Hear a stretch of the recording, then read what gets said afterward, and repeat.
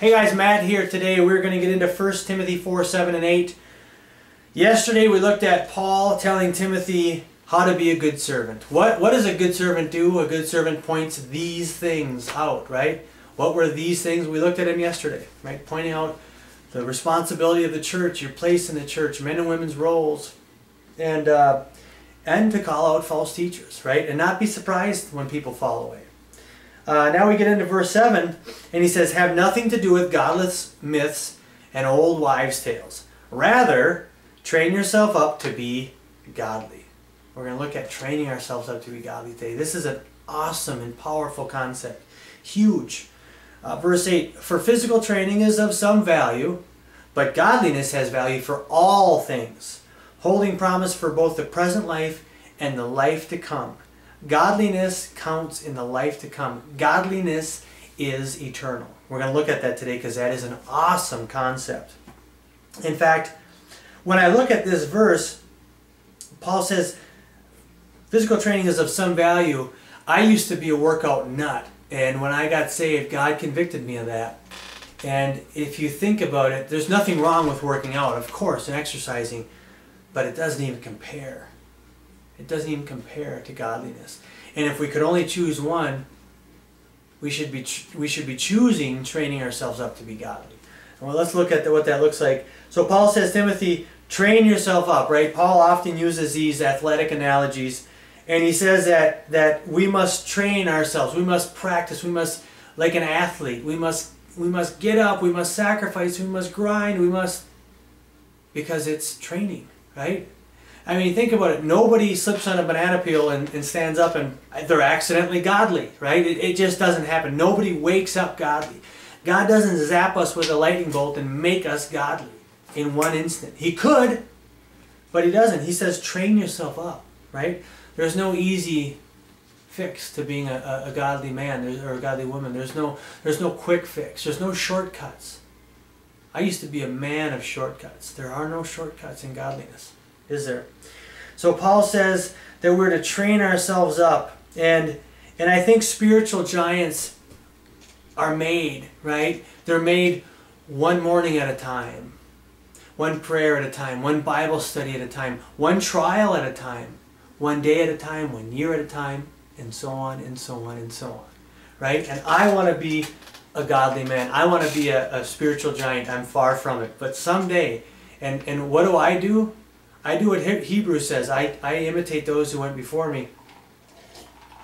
I have two giants I have many giants in my life, but two of them I'm going to mention today who have been most instrumental in my life and who both really saw me at my worst. One of them is Martin. Martin's 85 years old, and Martin, you may have heard in another video, but Martin wears a button on his lapel that says "Just visiting here," or "Just visiting," which is where I got the name for my YouTube channel.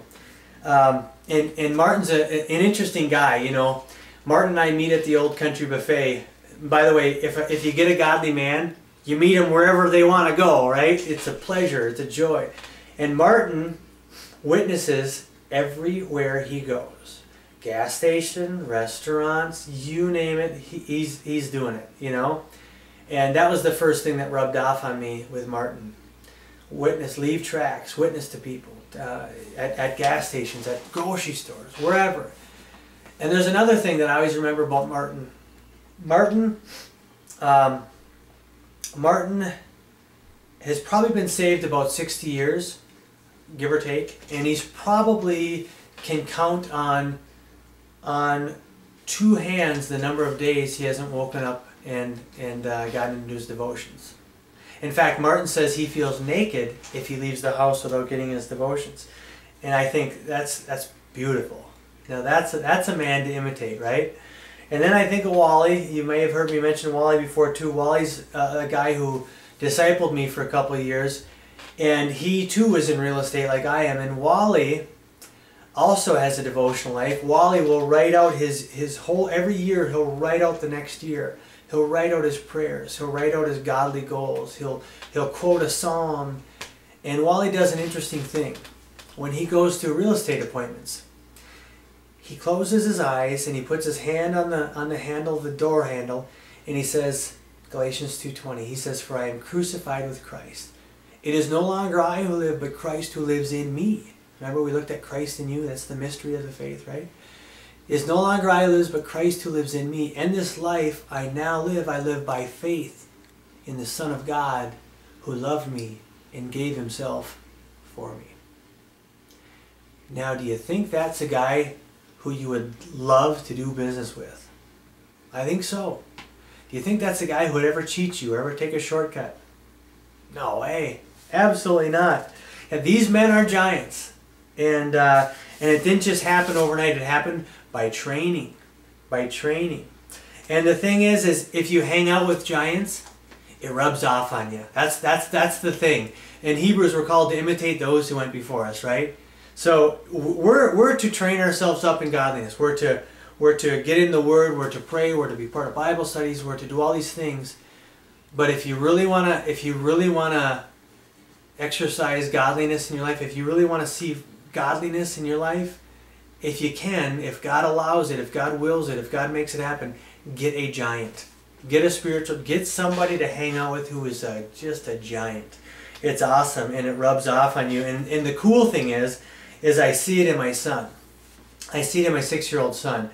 When I meet with Wally, when I was meeting with Wally was one of those old men who would go like this. So if I was wrestling with something, usually I was having a pity party, let's be honest, right? And this is when God was breaking me, and I'd say something, and Wally would say, that reminds me of a verse, and then he'd make me quote a verse, and I'd have to wrestle with it, and I see that in my son. It's funny, because my 6-year-old son, I start talking like that with him, and my 6-year-old son, who, when he was about 3, he saw Daddy going through a really tough time, and he saw how a man acts when he's godly, when he wants to be godly. You know, he saw what it means to seek God first. Why didn't I do that every day? Matthew 6:33, we seek God first. No read, no feed, you know. Not legalistically, you know, there might be a day we miss or something, but predominantly, for the most part, we seek God first. And Wyatt sees that. And the interesting thing is Wyatt sometimes has been known to imitate Wally, and he doesn't even know it. It's hilarious. When Wyatt was 4, late 4, in his almost 5, I asked him something, and he said, Daddy, that reminds me of a verse. And here he was imitating me, imitate Wally. That's a good thing. That's an example of training ourselves up for godliness. Wyatt, come here. And actually, I'm gonna use Wyatt as an example here. Sit down here, boy. Thanks. So Paul tells us that this physical training is of some value, but godliness has value for all things, and godliness lasts forever, right? And godliness is eternal. And I think of all the things we waste our time on, some so-called Christians, some real Christians waste their time on television and internet and video games. Grown men playing video games, bizarre. But I think this needs to be addressed, and I think we got to be careful, because godliness doesn't just happen. And I want to tell you, one of the tricks from the enemy that I've seen in my life is when I was really low on dough, when God was breaking me, there was a temptation to skip godliness and get into work, to skip godliness and dive into my business. But God was clearly telling me not to do that. And I thought to myself, come here, bud. I thought to myself, well, how can I do that? How can I work on godliness when I should be working? And then I remembered a verse, Hebrews 11:6. For God,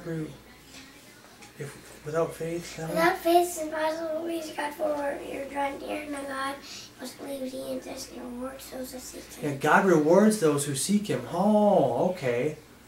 But what about money? I need money, right? I mean, what about that? Hebrews 13:5. Keep your life from the love of money, and be content for what you have.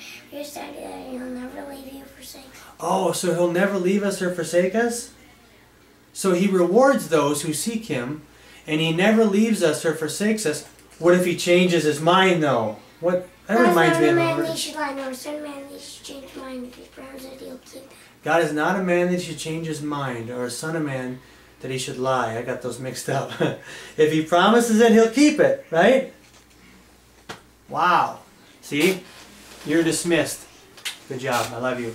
That's how we train ourselves up to be godly. Right? God's going to reward us if we're godly. God's going to take care of the money. God's going to take care of the family. God's going to take care of the health. God's going to take care of that stuff. But we have to train ourselves up to be godly. And we have to train our kids up to be godly. And if we do that, we will reap a harvest. Right? We will reap a harvest and God will reward us. It's a good thing. Peace.